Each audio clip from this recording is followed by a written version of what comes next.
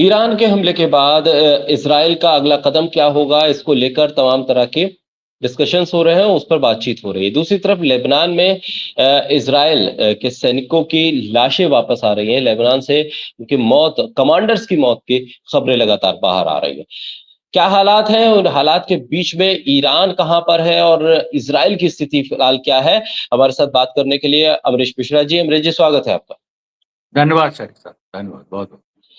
अमरीश जी, Lebanon से किस तरह की खबरें सामने आ रही है? कई जगह ये लिखा जा रहा है और तस्वीरें आ रही हैं कि इजरायली कमांडर्स की मौत हुई है, इजरायली फौजियों की मौत हुई है, उनकी बॉडीज वापस आ रही है।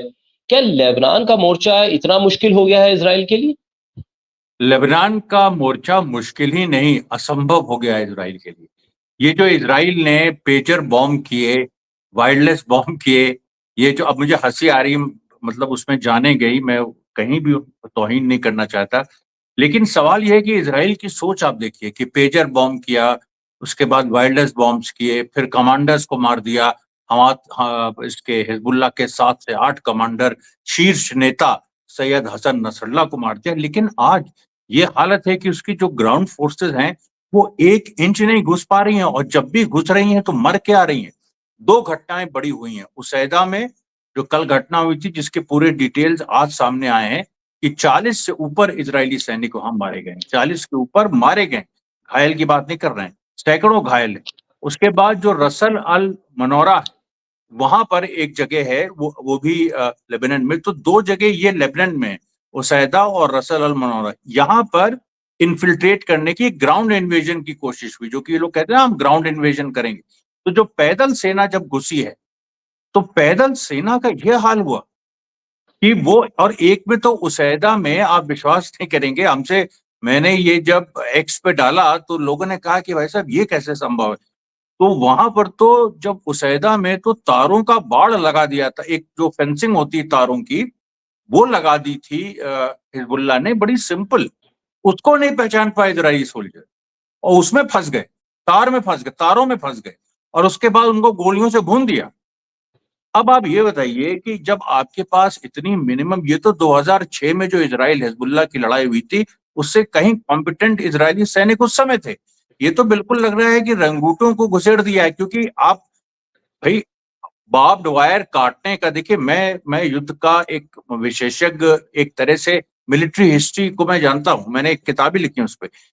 आपके आर्मी के पास बार्ब वायर को काटने की सिंपल वो इंस्ट्रूमेंट होता है, उससे बार्ब वायर काट के आगे बढ़ जाओ। कोई उसमें इलेक्ट्रिक वो तो लगा नहीं था कि कोई वो मतलब जैसे इसराइल लगाता है बार्ब वायर, वो भी हमास ने 7 अक्टूबर को पूरा तोड़ दिया था, जो उन्होंने पूरा उसमें, आप हाथ छुइए तो इलेक्ट्रिक शॉक लग सकता है, उस तरह का थोड़ा ना था, सिंपल बार्ब वायर था, वो वहां जाके फंस गए।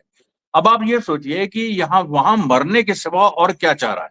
जब दुश्मन, जब वो देख रहे हैं, जब हिजबुल्लाह के फाइटर्स देख रहे हैं कि आईडीएफ के लोग एक तार के बाढ़ में फंस गए आके, और सैकड़ों की संख्या में, तो वो गोली चलाएंगे ही ना। और उन्होंने गोली चलाई, और उसका उसका नतीजा, फिर रसल अल मनोरा में एक और कोशिश हुई। वहां पर जैसे ही जो इजरायली घुसे, वहां पहले से ही घात लगा के हिजबुल्लाह के लोग बैठे थे। सारे जो एंट्री पॉइंट्स हैं, करीब 11 एंट्री पॉइंट्स हैं इजराइल से लेबनान के अंदर, जहां से मैदानी चढ़ाई की जा सकती है, हवाई की बात नहीं कर रहा हूं मैं। मैदानी चढ़ाई 11 पॉइंट्स हैं, 11 की 11 पॉइंट्स में से जो कम से कम 2 या 3 मैक्सिमम जो ट्राई किए हैं इजराइल ने, वहां मुंह की खानी पड़ी है। रसल अल मनोरा का मैंने बताया। फिर एक जगह, चौथी जगह, जो मरकवा टैंक, जो कि काफी बड़ा एक एरिया है जहां से टैंक्स जा सकते हैं, 3 मरकवा टैंक्स डिस्ट्रॉय कर दिए हिजबुल्लाह ने। और 3 मरकवा टैंक, सोच लीजिए आपकी, ये टैंक्स अंदर जा रहे थे। और मैं फिर वही कि कोई इजराइल में जो ईरान ने स्ट्राइक किए, उससे मिलिट्री बुद्धि जो उनकी थी, या वो काम कर रही है कि नहीं कर रही है, चीफ ऑफ स्टाफ दिखाई नहीं पड़ रहे हैं, मतलब उस दिन से 1 अक्टूबर से डिफेंस मिनिस्टर दिखाई नहीं पड़े हैं। तो ये जो इजरायली फौजी जा रही हैं वहां की, जो, और जो नॉर्दर्न कमांडर का, जो जो नॉर्दर्न कमांड है, जो हिजबुल्लाह की लड़ाई में सबसे आगे, उसका जो कमांडर है वो भी नहीं दिख रहा है। तो ये ऑर्डर्स कौन दे रहा है, किस हिसाब से? ऐसा लग रहा है हमको कि एडहॉक बेसिस पे सारी चीजें हो रही हैं, और इसमें इजराइल बुरी तरह मार खा रहा है, मतलब इतनी बुरी मार। तो मैंने कभी मतलब ये जो 6 डे वॉर, 6 दिनों की लड़ाई हुई थी उसमें 1967 में, जिसमें अरब मुल्कों ने इसराइल पे हमला किया था, और इसराइल ने मतलब बड़ी बुरी मार मारी थी, दुनिया जानती है, इजिप्ट, और इसमें 6 दिन में लड़ाई खत्म हो गई थी, और पहले दूसरे दिन में ही बहुत सारे जो अरब सेनाएं वो मारी गई थी। उस तरह की स्थिति आज इसराइल की है। वो इसराइल, आज का इसराइल आप देखिए कि वो लेबनान में ग्राउंड इंकर्जन कर नहीं पा रहा है, और एक के बाद एक हमारी हमारी जो रिपोर्ट कि अभी तक कम से कम 40 से ज्यादा जो आईडीएफ के सैनिक हैं वो मारे जा चुके हैं, 100 से ऊपर घायल हैं, और उसमें करीब 12 ऐसे हैं जो जूनियर ऑफिसर। ये बुरी स्थिति है। अमरीश जी, ऐसे में ये भी खबर कि अरब देशों की बैठक हुई जिसपे लेबनान का साथ देने का ऐलान किया गया है। जो ईरान के राष्ट्रपति हैं वो कतर पहुंचे हैं। लेबनान को लेकर क्या ये मोर्चा ग्लोबली अमेरिका और इसराइल के लिए मुश्किल और ज्यादा खड़ी करेगा? एक तरफ तो आप अभी गाजा में जो कुछ आपने किया उसको लेकर दुनिया में जो फजीयत हुई वो एक तरफ है, दूसरी तरफ जिस तरह का सिनेरियो बन रहा है उसपे ईरान ने जो हमला किया उसका अंदेशा शायद अमेरिका और इसराइल को नहीं था। एक तरफ वो आप लेबनान की तैयारी कर रहे थे, आपको अचानक ईरान ने हमला करके इतना चौंका दिया कि आपको पता ही नहीं है कि अब लेबनान में जाके हमें करना क्या है। क्या ये ऐसी स्थिति बन गई है कि इसराइल का जो ब्लूप्रिंट है जिसको कहा जाता है कि वो कोई काट नहीं सकता, वो अपने ब्लूप्रिंट पर स्टिक रहता है और उसे बहुत मजबूती से करता है, वो गड़बड़ा गया है? नहीं, आपने सही कहा। देखिए, ब्लूप्रिंट तो ध्वस्त हो गया ना। ब्लूप्रिंट तो ये था, उन्होंने जो कहा था कि हम सेटलर्स को, जो हिजबुल्लाह ने जो 1 साल में मार किए, जो नॉर्थ में करीब 5 lakh Israeli settlers north Israel से भागना पड़ा है, हम उनको वापस लाएंगे। ये नेतन्याहू ने कहा था, ये हमारा कमिटमेंट है। और उसके बाद आज की स्थिति यह है कि उनके वापस आने की बात तो दूर, जो आईडीएफ सैनिक है वो लेबनान में नहीं घुस पा रहे हैं। अब देखिए, जो ब्लूप्रिंट की बात है, ब्लूप्रिंट तो इनका ये था, ये तो एक फैंटेसी में जी रहे थे कि ग्रेटर इजराइल इनका असली ब्लूप्रिंट था। वो ब्लूप्रिंट कहां से, आप जब खुद गाजा और वेस्ट बैंक नहीं जीत पाए, उसके बाद लेबनान में आपकी करारी हार हो रही है, और ग्लोबल सिनारियो के बारे में आपने बात किया। बाइडेन का क्या स्टेटमेंट आया? बाइडेन का स्टेटमेंट आया कि अगर, क्योंकि इसराइल ने, जब ईरान ने हमला किया उसके बाद इसराइल ने कहा कि हम ईरान के न्यूक्लियर साइट्स को मारेंगे। बाइडेन का आज बयान आया, उसने कहा कि हम इसका समर्थन नहीं करते हैं, न्यूक्लियर साइट्स पे मारने का हम समर्थन नहीं करते हैं। इसका मतलब यह है कि, जो मुझे बताया लोगों ने, कि इसका मतलब यह है कि इजराइल की कैपेबिलिटी नहीं है कि वो ईरान के न्यूक्लियर साइट्स पे मारे। उसकी तो मतलब कैपेबिलिटी भी तो होनी चाहिए। आज देखिए, जो कुछ फोटोग्राफ, सैटेलाइट इमेजरी रिलीज हुई है कि जो भी मेन हवाई अड्डे इसराइल के थे, तेल नॉफ, नेव तरीम, हेडजरेम, जिसके बारे में कल भी मैंने आपको बताया था, उसमें पूरा आ रहा है कि जो उनके केंद्रीय हेडक्वार्टर्स हैं वो पूरा ब्लास्ट हो गए। उस सैटेलाइट इमेजरी में आप देख सकते हैं कि वो ब्लास्ट हैं, रनवेज ब्लास्ट हो गए। आपके प्लेन्स ही नहीं, आपके जो F-35 प्लेन हैं वो कितने नष्ट हुए, अभी इसकी भी देखिए जानकारी धीरे धीरे आ रही है। अभी आया है करीब 32 F-35 प्लेन्स नष्ट हुए हैं, और इसराइल के लिए बहुत बड़ी बात है। F-35 कोई ऐसे हल्के फुल्के ये प्लेन्स नहीं होते हैं ये, कि जिनको आप मतलब पूरा का पूरा आपका स्क्वाड्रन गायब हो जाए और आप फिर भी वॉर में लड़ते रहिए। ये पूरी स्थिति इसराइल की होगी। उसके बाद एक और आपको बताएं, ईरान के एक जनरल ने यह भी बयान दिया है कि अगर जरूरत पड़ी तो ईरान की फौजें लेबनान में जा सकती हैं। ईरान की फौजें लेबनान में जा सकती हैं, आप सोचिए। उसके बाद सीरिया की तरफ से, जो जो सीरिया में जो बेसेस हैं रशिया के, पहली बार रशियन जो बेसेस हैं वहां पर, उसके पास इसराइल ने बमबारी करने की कोशिश की, तो रशिया ने भी वार्निंग दे दी है। और रशिया ने, हमें ख्याल से धीमीम नाम है उस बेस का, जो जो रशिया का बेस है, जिसने सबसे पहले रिस्पॉन्ड किया है। और इस समय जो पूरा डिफेंस का काम है, सीरिया की डिफेंस का काम, वो रशिया और सीरिया मिलकर कर रहे हैं। सीरिया रेड लाइन है, सीरिया में रशियन बेसेस हैं, अमेरिका भी जानता है, इसलिए वो भी डर रहा है कि इसका और एस्केलेट करेंगे हम तो फिर पता नहीं क्या होगा। उधर यूक्रेन में रशिया लगातार मार रहा है। अभी उसने परसों एक ऐसा बॉम्ब गिराया है जिसको नॉन नॉन न्यूक्लियर सबसे लीथल बॉम्ब माना जाता है, जो अमेरिका के पास भी नहीं। तो ये देखिए जो स्थिति अभी, जो कतार में जो पूरी हमास के डेलीगेशन भी वहां था, उन्होंने भी जो ईरान की डेलीगेशन से मुलाकात की, वहां से भी जो पूरा मैसेज आ रहा है ये कि जो अरब मुल्क हैं वो लेबनान के साथ अब खड़े होने के लिए मजबूर है।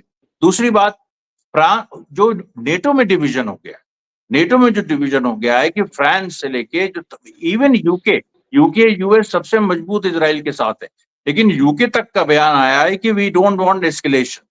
उसके बाद फ्रांस का तो आ ही गया है, वो तो कह रही है हम लेबनान आर्मी के साथ हैं। वो तो अजीब तरह का, मतलब मैं तो ये मैक्रोन ने तो ऐसी ऐसी पलटी मारी है। और एक चीज इसमें आप याद रखिए कि 2003 और 2004 में जो इराक का इन्वेजन हुआ था, उस समय भी फ्रांस ने उसका विरोध किया था। फ्रांस उसने उसमें हिस्सेदारी नहीं की थी। अभी फ्रांस अगर एक जो कोलिशन अमेरिका बना रहा है, उसमें से फ्रांस जैसा इंपॉर्टेंट देश जो कि न्यूक्लियर देश है, वो हट जाता है। और जो हट रहा है लेबनान के सवाल पे, वो बोल चुका है कि लेबनान की आर्मी के हम साथ है। हिजबुल्लाह का नाम वो नहीं लेता, लेकिन लेबनान आर्मी इस समय किसके साथ है? वो हिजबुल्लाह के साथ है। वो ओपनली वहां पर बात हो चुकी है। लेबनान में किसी भी तरह का डिवीजन जो नेतन्याहू सोच रहा था कि बमबारी करके और हसन नसरुल्लाह को मार के हम डिवीजन पैदा कर देंगे लेबनान में, क्रिश्चियन वहां हमारे साथ आ जाएंगे, ड्रूज हमारे साथ आ जाएंगे, ऐसा हुआ नहीं ना, ऐसा नहीं हुआ। वो वहां उल्टा हो गया, वहां पर और यूनाइट हो गए लेबनान के लोग। तो ये देखिए एक पूरी बदली हुई विश्व की परिस्थिति है, जिसमें पुराने जो मापदंड हैं अमेरिका इसराइल के प्रति, जो लोगों का मोह होता था कि एक वेस्ट बड़ा अच्छा सिविलाइजेशन है, उस तरह से हमको होना चाहिए, वो पूरा तिलिस्म टूट गया है। क्योंकि गाजा में इन लोगों ने नरसंहार किया, लोगों को असली चेहरा दिखाई पड़ा इनका। और उसके बाद अब लेबनान पे भी वही करने जा रहे हैं। तो लेबनान के लोग इस बात को देख रहे हैं ना, वो इसलिए वो लोग देखिए बड़ा यूनाइट हो गए हैं। और लेबनान में भारत से ज्यादा, भारत तो कुछ नहीं उसके सामने। जो भारत में इस तरीके सांप्रदायिक जो दंगे वगैरह होते हैं, लेबनान में जो हुए हैं आप विश्वास नहीं करेंगे, मतलब भाई बहुत भयंकर हुए हैं। उसके बैकड्रॉप पे आज जो यूनिटी बनी है वो वाकई काबिले तारीफ है। और इसराइल का तो सारा दाम उल्टा पड़ रहा है। वो डिवीजन चाह रहा है, यूनिटी हो रही है। वो एग्रेशन चाह रहा है तो उसको डिफेंसिव होना पड़ रहा है। वो ये चाह रहा है कि जो ईरान पीछे हटे, ईरान आगे बढ़ रहा है। अब आप देखिए ना, सारी स्थितियां पलट गई।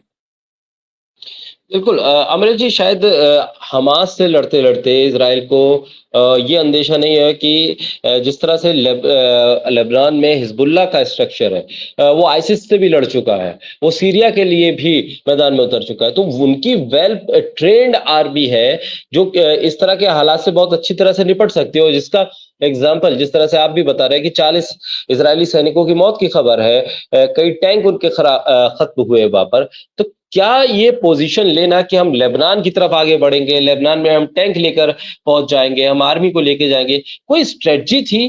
किसी तरह की कोई बार्गेनिंग की कोशिश थी कि हम इतने किलोमीटर तक अंदर जाएंगे और फिर वापस आने के लिए कुछ बार्गेनिंग करेंगे? क्या ऐसी कोई सोच थी? ये मतलब फार्मूला किस तरह से तय हुआ ये? ये देखिए, एक नेतन्याहू ने वर्ड यूज किया था, लिमिटेड इनकर्जन। लिमिटेड इनकर्जन उसने कहा था। हालांकि वो कहता था कि हम लेबनान को फावे कर देंगे, सीरिया तक पहुंच जाएंगे, लेकिन जो आईडीएफ का जो स्टेटमेंट था, नेतन्याहू तो राजनीतिक आदमी है ना, आईडीएफ का जो स्टेटमेंट था उस पर अगर जाएं तो आईडीएफ ने कहा था लिमिटेड इनकर्जन, यानी सीमित घुसपैठ। सीमित हम घुसपैठ करेंगे। वो सीमित घुसपैठ भी तो नहीं हो पा रही। सवाल यहां पर यह है, वो सीमित घुसपैठ भी नहीं हो पा रही। इसका मतलब है कि जो भी नेतन्याहू ने कैलकुलेशन किए थे, वो 1 अक्टूबर को ईरान के हमले के बाद और जिस तरह से हमास ने तेल अवीव में घुस के मारा, वो आप सोचिए, जो इजरायली हैं वो तो उनको समझ ही में नहीं आ रहा है कि तेल अवीव में घुस के हमास ने मारा, 8 लोगों को मार गिराया वहीं सबके सामने, एकदम खुलेआम। और उसके बाद आधे घंटे बाद ईरान ने बमबारी कर दी। और ऐसी बमबारी की है कि जो वो सिविलियंस देख सकते हैं, सिविलियंस मरे नहीं लेकिन सिविलियंस को दिखाई पड़ा, सब उनके सामने हुआ कि अगर ये बमबारी हमारे सिविलियन एरिया में हो जाएगी तो क्या होगा। पूरा मतलब इजराइल की जो पॉपुलेशन है वो तो पूरी तरह से तबाह हो जाएगी, कितने लोग मारे जाएंगे कोई इसका हिसाब नहीं। ये खौफ इजराइल के अंदर बैठ गया है। और इसी खौफ की वजह से ये मतलब जो आज हालात हैं इजराइल में, वो ऐसा लग रहा है कि कोई प्लान इनका था ही नहीं। एक्चुअली मैं जो पहले से कह रहा हूँ, जो ये आईडीएफ से जो इनका एक डिफरेंस हुआ था, ये जुलाई में दिखाई पड़ा था, जब आईडीएफ के स्पोक्स पर्सन, जो आज भी स्पोक्स पर्सन, उसको हटाया नहीं गया है, उसने कहा था कि Hamas cannot be defeated, it is an idea. तो वैसे ही Hezbollah can not be defeated, it is an idea. विचार, ये विचार है। कोई हमास के आपने इस्माइल हानिया को मार दिया, हिजबुल्लाह के आपने हसन नसरल्लाह को मार दिया, तो क्या आपने वो विचार मार दिए? और उस विचार के आधार पे जो कमांड एंड कंट्रोल सिस्टम, एक चीज आपको और मजेदार बताऊं, इसराइल का ये असेसमेंट था कि जो हिजबुल्लाह जैसे संगठन है ये हायरार्की पे चलते हैं। हायरार्की मतलब सबसे ऊपर फिर नीचे, और ये बड़ा ऑर्डर के हिसाब से चलते हैं। तो अगर हायरार्की इनकी तोड़ दो, इनके नंबर 1 को मार दो, नंबर 2 को मार दो, नंबर 3 को मार दो, नंबर 4 को मार दो, नंबर 5 को मार दो, नंबर 6 को मार दो, तो हम जो है वो इनकी पूरी जो कमांड एंड कंट्रोल, इनकी हायरार्की हम तोड़ देंगे। हायरार्की हम तोड़ देंगे तो इनकी जो सेना है वो बिखर जाएगी। यही चीज इन्होंने इराक में की थी कि सद्दाम हुसैन के सारे बड़े जनरल्स को खरीद लिया था, सेना बिखर गई। बगदाद में लड़ाई नहीं हो पाई क्योंकि जब अमेरिकन फोर्सेस पहुंची तो वहां पर जो बड़े बड़े जनरल्स थे वो साथ हो गए अमेरिका के, सेना बिखर गई। यही बैटल ऑफ प्लासी में हुआ था, आप जानते हैं किस तरह से क्लाइव ने सिराजुद्दौला के बड़े बड़े ऑफिसर्स को खरीद लिया था। लड़ाई नहीं हुई कहते, जो उसको बैटल कहते हैं। यहाँ पर भी वो यही सोच रहे थे, लेकिन यहाँ वो चीज भूल गए कि हमास और हिजबुल्लाह का इस तरह का कमांड कंट्रोल स्ट्रक्चर ये नहीं है कि वो सीधी लाइन में ऐसे आता है। वो एक पूरा, एक तो बिखरा हुआ है, दूसरा उसमें गुरिल्ला यूनिट्स हैं। गुरिल्ला यूनिट्स का फॉर्मेशन अलग होता है, वो फैली हुई होती हैं। उसमें 8-8, 10-10, 15-15, 3-3, 4-4 लोगों के इस तरह के ग्रुप्स होते हैं, और वो लोग आपस में कम्युनिकेट करते हैं। अगर ऊपर के 5-6 लोग मारे भी जाएं तो नीचे वाले, उनको अधिकार है कि वो अपना डिसीजन ले सके। वो लोग, उनको अधिकार है कि उनको ऑटोनॉमी है कि वो गुरिल्ला वॉरफेयर के नियम को ये लोग बिल्कुल भूल गए। मेरे ख्याल से वियतनाम में आखिरी बार ये हुआ था 1975 में, यूएस हारा था, उसके बाद से इन लोगों को ऐसा कोई चैलेंज ही कभी नहीं मिला। तो ये भूल गए। एक्चुअली मैं बता रहा हूं आपसे कि गुरिल्ला वॉरफेयर में भाई नहीं ऐसा होता, उसमें आप ऊपर मार दीजिए, नीचे मार दीजिए, जो गुरिल्ला बैंड्स आपने छोड़ दिए हैं वो तो है ना, वो थोड़ी ना, उनको तो एक जो आपने आइडिया देके भेजा है कि तुम्हें ये करना, वो तो वो करेंगे, चाहे कोई मरे चाहे ना मरे। बहुत सारे लोगों को कम्युनिकेशन भी पूरी तरह से नहीं हुआ होगा, उनके पास उस तरह के कम्युनिकेशन डिवाइसेस भी नहीं होते। इसीलिए देखिए हमास अभी तक सरवाइव किया है। उसके पास इस तरह की सेना है जो हर, मतलब जिसके कम से कम 1000 हाथ है। हिजबुल्लाह भी इसीलिए सरवाइव किया है क्योंकि उसके 1000 हाथ हैं, और लगातार वो लोग देखिए, वो लोग अभी जो उसैदा में घटना हुई और रसल अल मनौरा में हुई, इसमें कई गुरिल्ला बैंड्स मिल भी गए, मिल के इन लोगों ने हमला किया, उसके बाद फिर बिखर गए। तो इसराइल के पास जो एक एक जो सामने दुश्मन भी तो कोई होना चाहिए ना। जैसे गाजा में दुश्मन आपको दिखाई नहीं पड़ा, वो टनल्स के अंदर था। टनल्स के अंदर से ये टनल्स के अंदर से उठ उठ के उन्होंने मारा। 1 साल में आप जंग हार गए।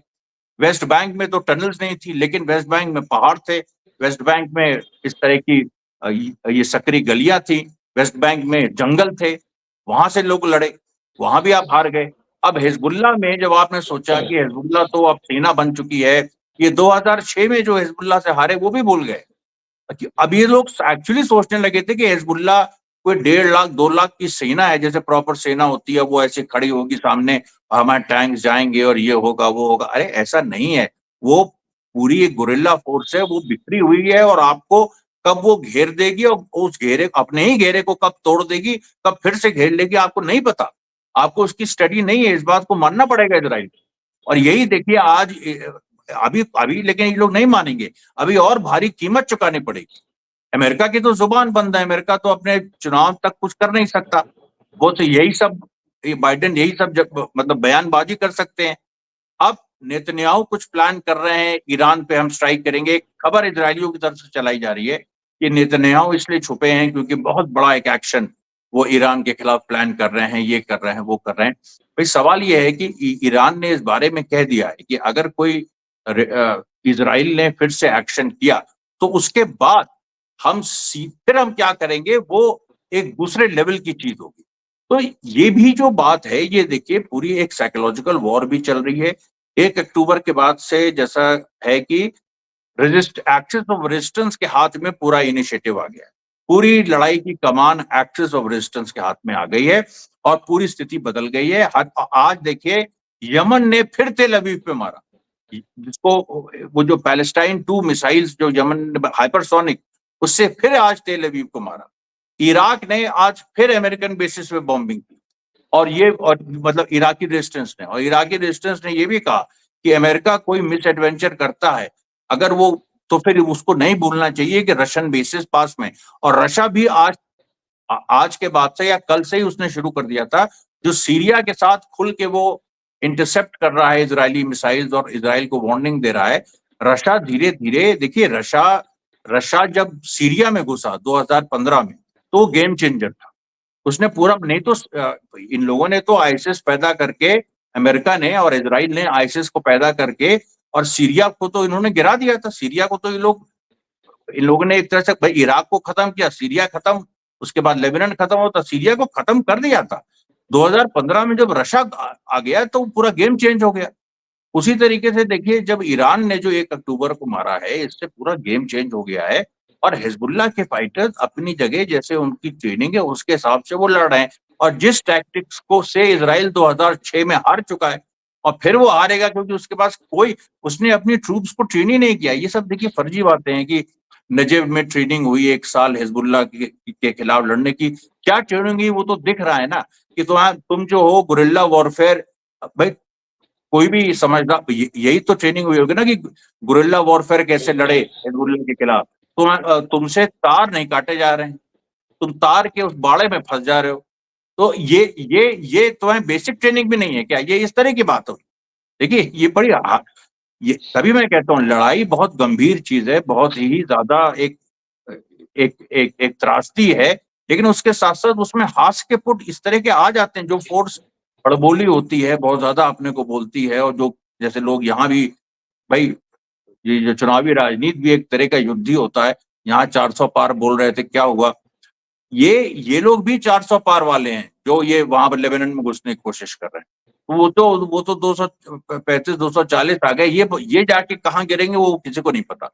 ये मैं कहना चाहता ले, लेकिन इन तमाम चीजों के बीच में जो इजराइल को लेकर जो हालात है गाजा में, वो क्या कुछ बता रहे हैं? वहां कोई डेवलपमेंट हो पा रहा है कि दरअसल लड़ाई तो वही है, असली लड़ाई तो वहां से शुरू हुई है, जिसका नतीजा अभी तक नहीं निकला। वो किस हालात में है, वहां के लोगों की स्थिति क्या है, वहां को लेकर, गाजा को लेकर खासतौर पर अरब देशों का इतना सुस्त रवैया अभी भी क्यों नजर आ रहा है? क्या कोई डेवलपमेंट है ईरान के इस हमले के बाद? क्या आपको लग रहा है कि अरब देशों में कुछ हलचल हुई होगी, कुछ चीजें चल रही हैं कि अब गाजा और अब लेबनान का जब नंबर आ रहा है तब अरब देश खड़े हो रहे? क्या कुछ डेवलपमेंट हो पा रहा है, कुछ चीजें सोच में बदलाव हो रहा है अरब देशों?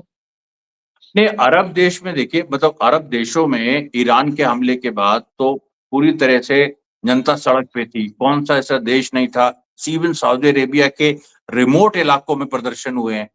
तो इसलिए ये जो, मतलब इसके समर्थन में जो ईरान ने किया, उसके समर्थन में जॉर्डन, सऊदी अरेबिया, सब जगह प्रदर्शन हुए। इराक में तो खैर हुए ही, उसके बाद बहराइन में, कुवैत में, ऐसी ऐसी जगह जहां कोई इमेजिन नहीं कर सकता था, वहां भी जनता सड़क पे आई। तो अरब देश तो अपनी जनता का मुख समझ रहे हैं, और वो ये जान रहे हैं कि ईरान ने इनिशिएटिव अपने हाथ में ले लिया है। तो इसलिए अब वो लेबनान की बात भी कर रहे हैं, अब वो ये भी बात कर रहे हैं कि अरब लीग की एक और मीटिंग बनाई जाए, जिसमें गाजा, एक ये पैलेस्टाइन जो स्टेट है, वो उसको उसको बनाने की तरफ बढ़ा जाए। कैसे वो बनेगा, उसका एक क्या ब्लूप्रिंट होगा। लेकिन ये सब बातें हो रही हैं। लेकिन मैं अभी आपको बताऊं कि अभी सिचुएशन जो अरब देशों की है, वो अभी भी वेट एंड वॉच वाली है इस मामले में, कि वो अमेरिकन इलेक्शंस खत्म हो जाना, मतलब एक बार हो जाएं, उसके बाद वो अमेरिका का रुख देखना चाहते हैं कि अमेरिका किस हद तक इसराइल को सपोर्ट करता है ईरान पे वापस बमबारी करने के लिए। गाजा का जो देखिए मुद्दा है, आपने बहुत सही बात बताई, कि मतलब सही सवाल पूछा। गाजा का सबसे प्रमुख मुद्दा है, लेकिन गाजा में ग्राउंड में तो स्टेटस को चेंज हो गया है ना। अब नेत्जरीम एक्सेस जो गाजा में, जहां पर इजरायली फोर्सेस थी थोड़ी बहुत, वहां पर ईरान ने बॉम्बिंग कर दी, उसके बाद वो भाग खड़ी हुई। तो गाजा में तो एक ऐसी स्थिति ऑलरेडी हमास ने बना दी है, जहां पर हमास ने 80% गाजा को अपने हक में कर लिया है। राफा क्रॉसिंग पे जो इजरायली जो फौजें थी, नाम मात्र की रह गई हैं, सब विड्रॉ हो गई हैं। गाजा में इसीलिए आप देखिए तो जो रोज खबरें आती थी झड़पों की, लड़ाइयों की, वो आधी हो गई। क्यों? क्योंकि वहां पर किससे लड़े, वहां पर कोई है ही नहीं। अभी इस समय हमास का कंसंट्रेशन गाजा में पूरी तरह से सिविलियन पॉपुलेशन को रिहेबिलिटेट करना है। बहुत सारे शेल्टर्स बनाए जा रहे हैं। पीएफएलपी जैसे संगठन जो मार्क्सिस्ट ऑर्गेनाइजेशन है, वो भी स्टारवेशन का जो उनका वो है, जो वो कर सकते हैं पूरी तरीके से, वो वहां पर किचन बोल्स लगा रहे हैं, किचन कैंप्स लगा रहे हैं, उसके बाद मेडिकल कैंप्स लगा रहे हैं।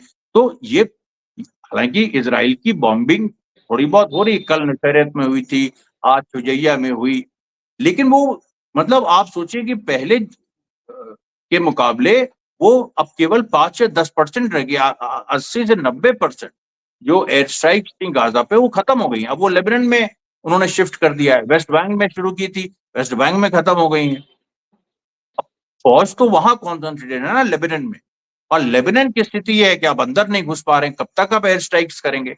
एयर स्ट्राइक्स का मतलब ही भाई, एयर स्ट्राइक्स आप सिविलियन पॉपुलेशन पे करते जाइए, आपकी सेना नहीं घुस पाएगी तो उन एयर स्ट्राइक्स का मतलब क्या? और सेना कब तक इंतजार करेगी घुसने की? सेना ने 2-3 बार कोशिश की, बड़ी कोशिश की, लेकिन वो विफल रही। तो इसलिए देखिए, गाजा की जो मैं अभी अभी अभी समझ पा रहा हूं कि 7 अक्टूबर 2024 के बाद देखिए एक बड़ा इनिशिएटिव हमास लेगा। गाजा में एक डिसाइसिव, वहां से पूरी तरह से इजराइल को उखाड़ फेंकने की एक पूरी कोशिश होगी। जो भी बची कुची इजरायली पोजीशन वहां हैं, वहां उनको निकालने की एक मिलिट्री इनिशिएटिव, ये मेरी भविष्यवाणी है, मिलिट्री इनिशिएटिव हमास करेगा 7 से 10 अक्टूबर के बीच में। और वो देखिए वहां पर, और हमास ने कह दिया कि इजराइल हमको आजादी दे ना दे, हम आजादी छीन लेंगे। अब भाई गाजा में तो हमास का ही रूल है ना, अभी तक है। वो थोड़ी ना हटा है। उसमें तो इजरायली फोर्सेस को वो, उन्होंने कहा सीज फायर होगा, इजरायली फोर्सेस गाजा खाली कर दें, ये बात हो रही थी। अब जब इजरायली फोर्सेस को आप फिजिकली वहां से इविक्ट कर सकते हैं, आप पूरे उनको निकाल सकते हैं, मार के निकाल सकते हैं, तो फिर हमास वो करेगा ना, उसकी तैयारी कर रहा है हमास। ये बड़ी बात होने वाली है। बहुत शुक्रिया अमरीश जी, बोलता हिंदुस्तान को समय देने के लिए, हमारे साथ चर्चा करने के लिए बहुत शुक्रिया। धन्यवाद, धन्यवाद, बहुत बहुत।